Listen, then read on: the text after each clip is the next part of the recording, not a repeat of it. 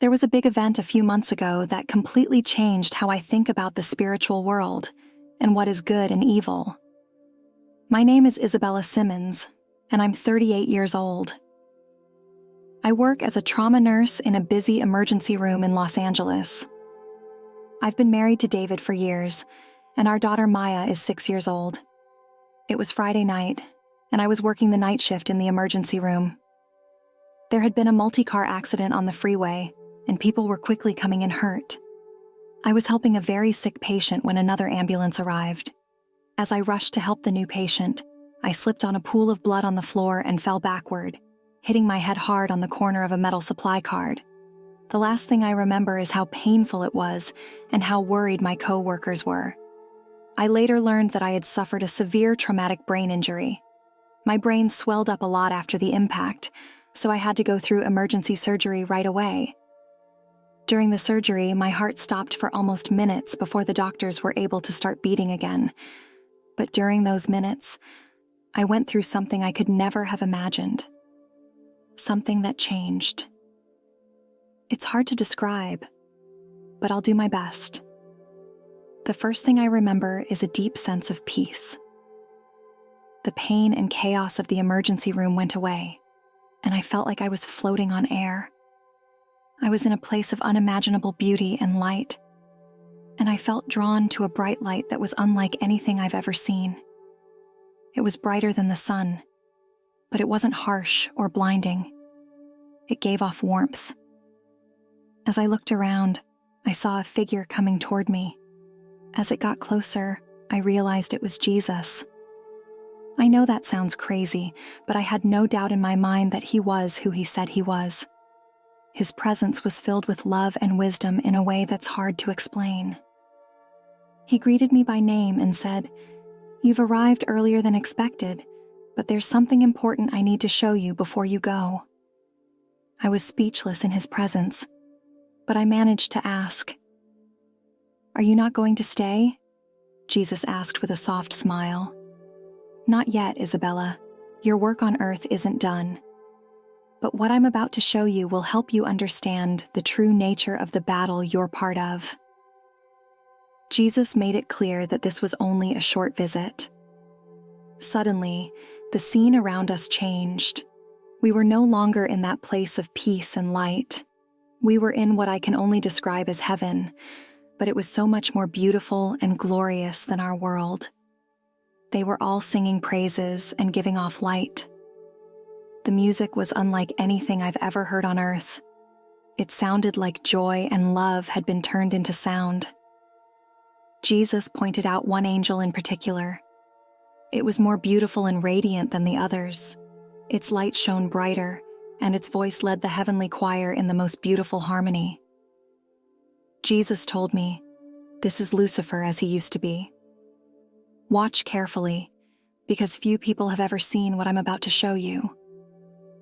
Lucifer was magnificent. It's hard to describe how beautiful he was. He seemed to be covered in what looked like precious gems, like emeralds, rubies, and diamonds, and they reflected light in dazzling patterns. His wings were huge and shimmered with every color you can imagine. But it wasn't just how he looked. He had a charisma that drew everyone to him when he sang. As Jesus spoke, I felt like the very fabric of heaven shook with his voice. He told me that Lucifer was the highest of the angels and the most perfect creation. He was the guardian of God's throne and the leader of the angelic host. In worship, Jesus said Lucifer was the seal of perfection, full of wisdom and perfect in beauty. It's hard to imagine how such a being could fall, and it broke my heart to see him become corrupt. At first, the change was subtle. I saw Lucifer start to admire his own reflection in the golden streets of heaven. He seemed to stare at himself for a long time. Jesus told me, "Watch," because I was seeing the birth of pride. I then saw him compare himself to other angels, and his face changed slightly with each comparison. Jesus told me that pride was taking root in Lucifer's heart. He forgot that his beauty and talents were gifts from God. It was like I could see his thoughts. He was thinking, "Why should I bow to anyone? I'm the most beautiful and talented." I should be worshipped. I should be obeyed. Jesus told me that pride is the source of all sin. It's what changes love for others into love for self-gratitude, entitlement, service, and dominance. I saw Lucifer start to try to get the other angels' attention.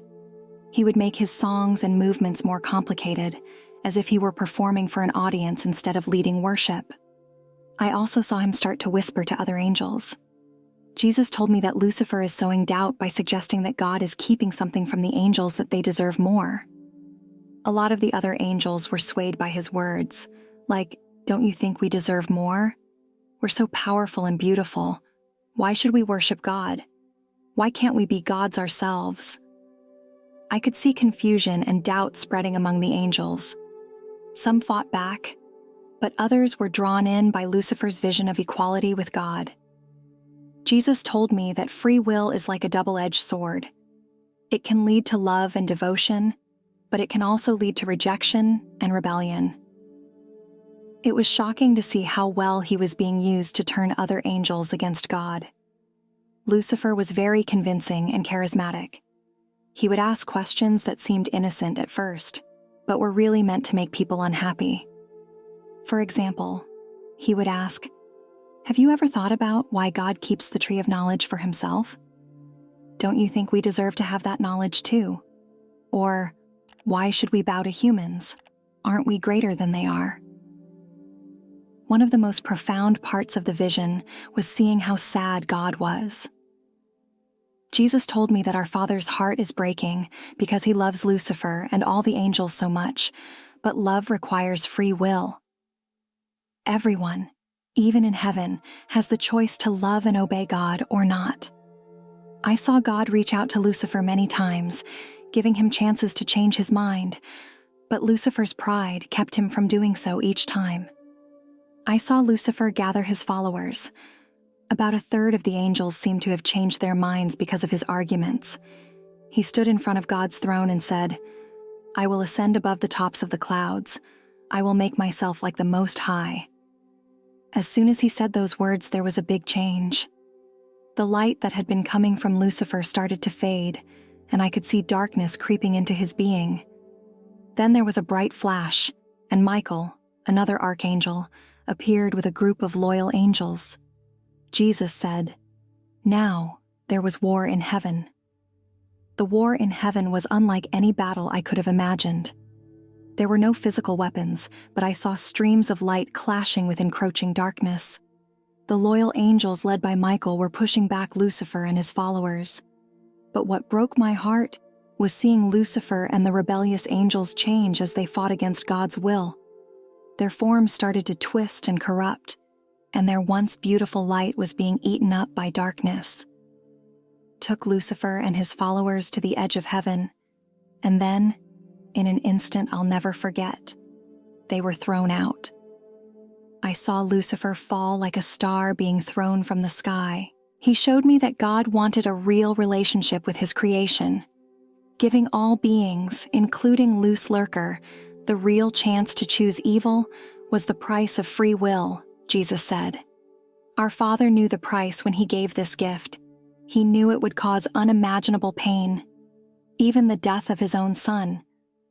But he also knew that the love that would come from free choice would be worth it all.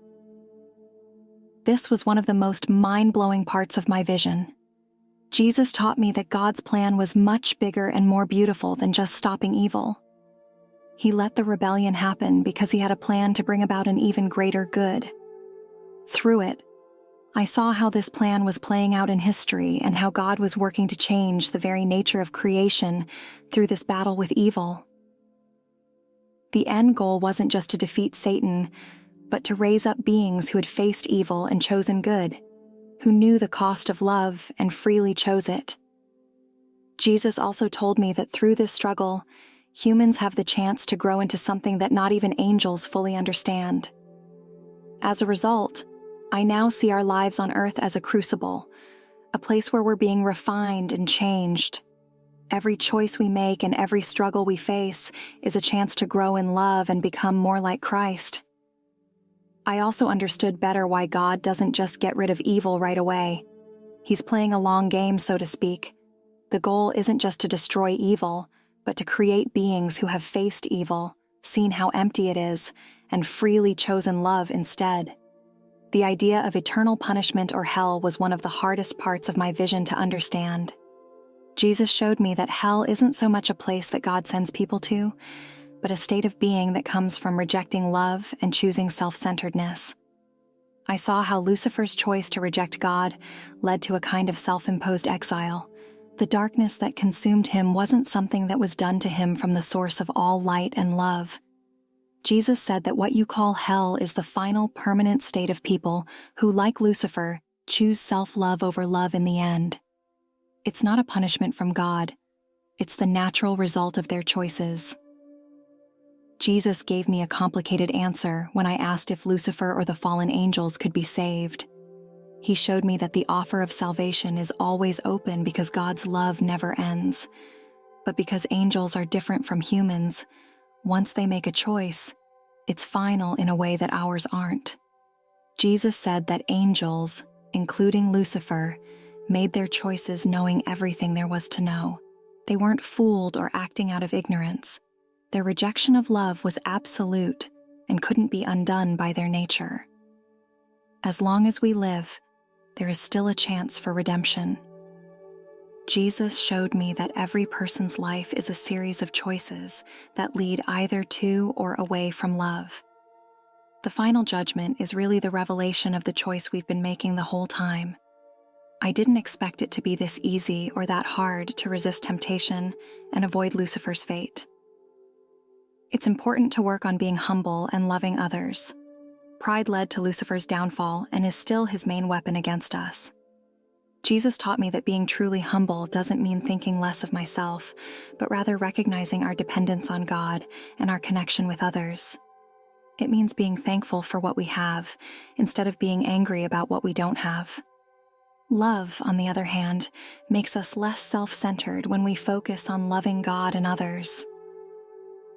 During our time together, Jesus showed me how small acts of love can strengthen our relationship with God and weaken the power of darkness in our lives. He then told me it was time for me to return. He said to remember what I had seen and share it with others to help them understand the spiritual world and how important it is to avoid pride. He put his hand on my forehead, and I felt a huge wave of love and peace. The next thing I knew, I was back in my body, gasping for air as the surgical team worked frantically around me. I've always thought of myself as a Christian, but now my faith is so much stronger and more real. I know that every choice we make and every thought we have is part of a bigger spiritual reality. I'm much more aware of my own pride when I think I'm better than others, or that I deserve special treatment. I remember Lucifer's fall and how pride tainted even the most perfect angel, but more than that, I try to focus on strengthening those connections of love that I saw. I reach out to others to pray for them to do acts of kindness. I want to build up those strands of light speaking of darkness.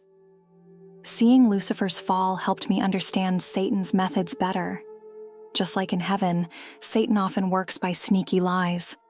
He doesn't always come across as a bad guy. Sometimes he seems like something good or reasonable.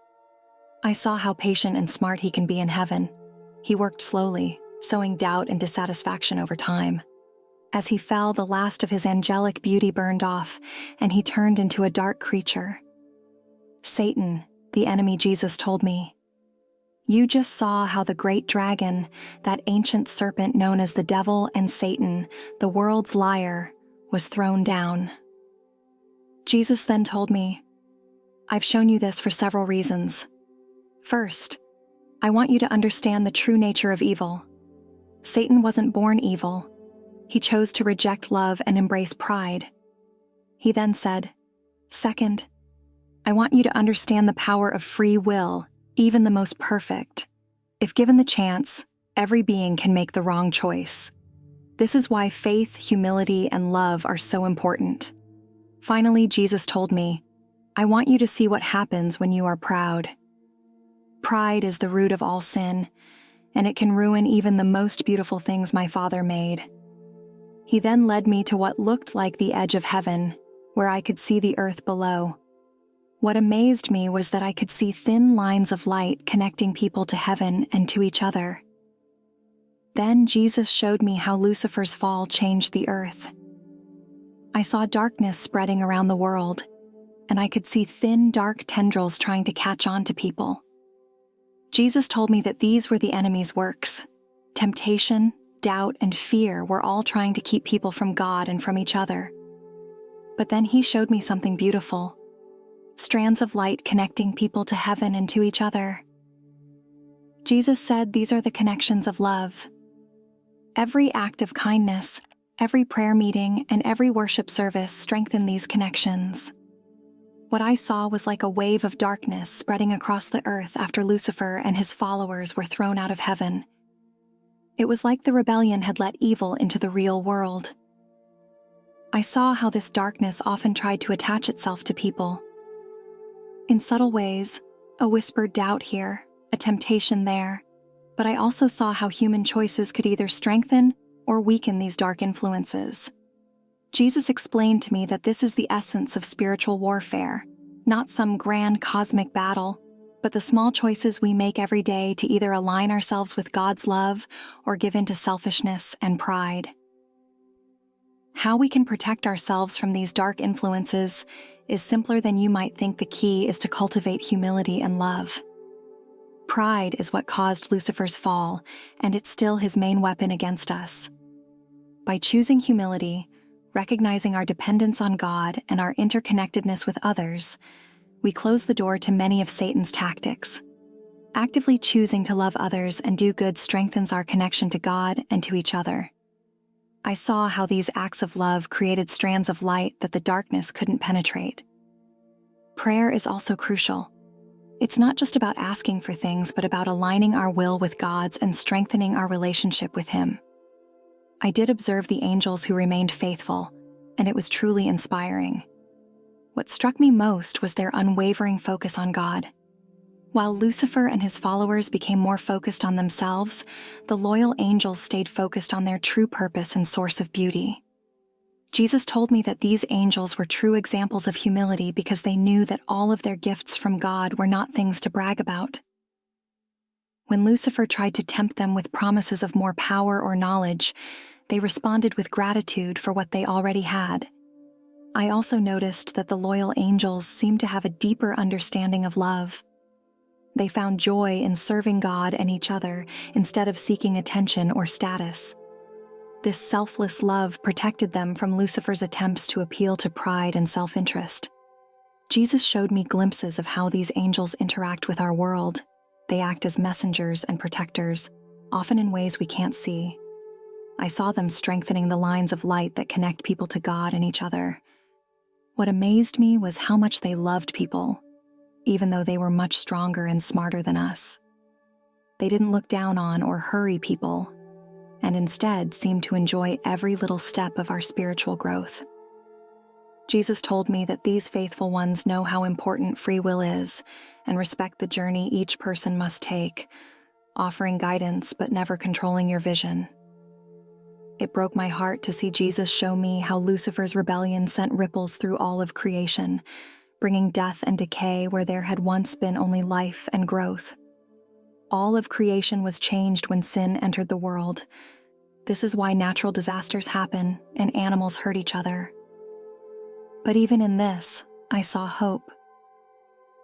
Jesus showed me that creation itself longs for redemption. I saw how acts of love and obedience to God could push back the darkness, not just in people's hearts, but in the world around us. I think He does the same thing in our world, slowly eroding people's faith or moral foundations. But the most important thing I learned is that Satan is a created being, not God's exact opposite. He can tempt and trick people, but he can't make them sin. We always have a choice. Yes, Jesus did talk more about how Satan works in the world. He told me that Satan's main tool is deception. Just like he fooled himself into thinking he was equal to God, he now wants to fool people.